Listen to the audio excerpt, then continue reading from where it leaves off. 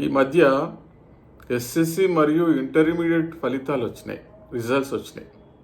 దాంట్లో కొంతమందికి ఏమో 10/10 జీపీఏ వచ్చింది, కొంతమందికి తక్కువ మార్కులు వచ్చినాయి.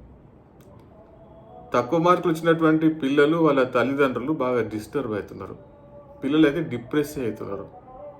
దీనికి కారణాలు నేను 2-3 అంశాలతో వివరిస్తాను. ఎగ్జామ్స్ 2 రకాలుగా ఉంటాయి. యాన్యువల్ ఎగ్జామ్స్ ఒకటి, ఎంట్రన్స్లు ఒకటి. ఈ యాన్యువల్ ఎగ్జామ్స్ అన్నీ కూడా సమ్మర్లో అవుతాయి కదా.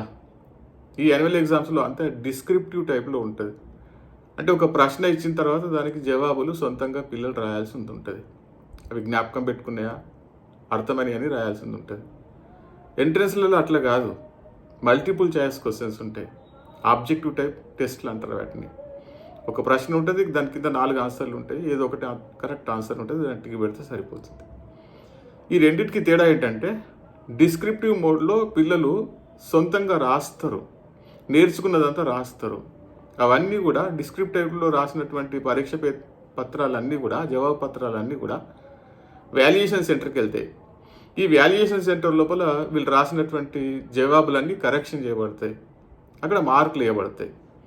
ఈ మార్కులకు వ్యాలిడిటీ ఉండదు, అంటే విశ్వసనీయత ఉండదు.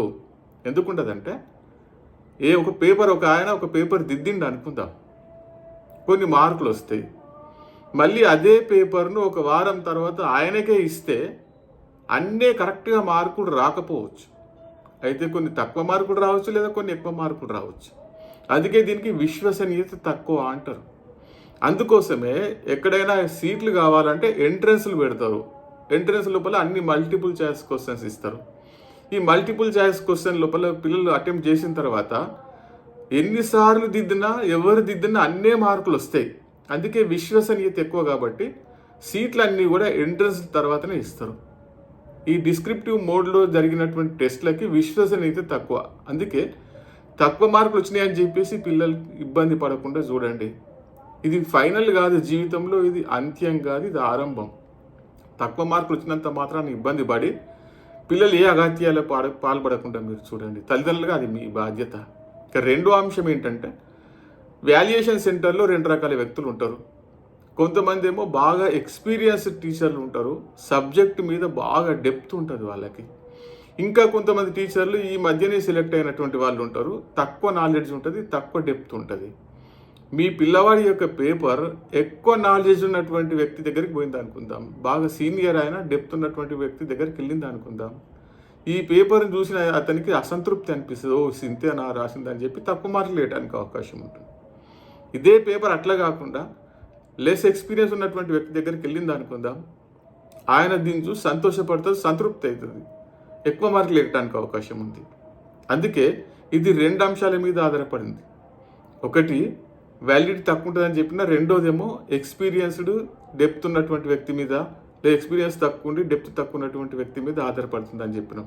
ఇక మూడో అంశం ఏంటిదంటే, బట్టి పట్టడం ఒకటి, సొంతంగా రాయటం ఒకటి.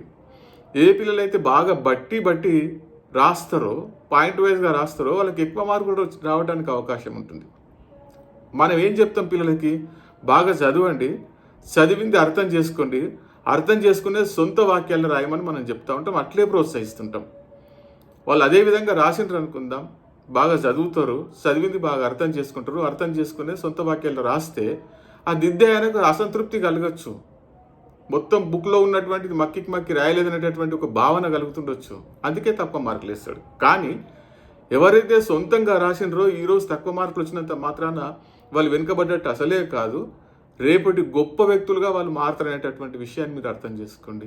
థామస్ ఆల్వా ఎడిసన్ కానీ, బిల్ గేట్స్ కానీ, లేకపోతే E=mc² ప్రతిపాదించినటువంటి ఆయన వ్యక్తి ఆల్బర్ట్ ఐన్స్టీన్ కానీ, వీళ్ళందరూ కూడా స్కూల్ లెవెల్లో, కాలేజీలో తక్కువ మార్కులు వచ్చినాయి, కానీ ప్రపంచ వ్యాప్తంగా గొప్ప వ్యక్తులుగా మారిపోవడం జరిగింది. అందుకే పిల్లల్ని హింసించకండి, ఇది ఫైనల్ కాదు, ఇది ఆరంభం మాత్రమే. ప్రోత్సహించండి. పిల్లల్ని వేరే వాళ్ళతో ఎప్పుడు కంపేర్ చేయొద్దు, న్యూనతాభావానికి గురి చేయొద్దు. ఆ పిల్లవాని యొక్క గతంతో కంపేర్ చేయండి. గతంలో 45 మార్కులు వస్తే ఇప్పుడు 50 మార్కులు రాకపోతే అది చేయండి తప్ప, విమర్శించండి తప్ప 45కి 70 మార్కులు ఎక్స్పెక్ట్ చేయకండి. ఎక్కువ మార్కులు ఒకటేసారి వస్తే ఫ్రస్ట్రేషన్ గురైపోతారు. ఎక్స్పెక్ట్ చేస్తే ఫ్రస్ట్రేషన్ గురైపోతారు. అందుకే పిల్లల్ని హింసించకండి. పిల్లలు మన యొక్క ప్రతిరూపాలు. వాళ్ళని మనం కాపాడుకోవాల్సినటువంటి బాధ్యత మన మీద ఉంది. వాళ్ళు డిప్రెషన్కి గురైపోయి చదువు మీద విరక్తి ఏర్పడితే పిల్లలు పైకి రారండి. కాబట్టి మీరు ఆలోచన చేసేసి పిల్లల్ని ఏమనకుండా మెల్లమెల్లగా ప్రోత్సహించండి. వాళ్ళే గొప్ప వాళ్ళు అవుతారు. అందులో ఏం డౌట్ లేదు, సందేహపడకండి. నేను మళ్ళీ ఇంకొక వీడియో చేస్తా వేరే అంశాల మీద. Thank you.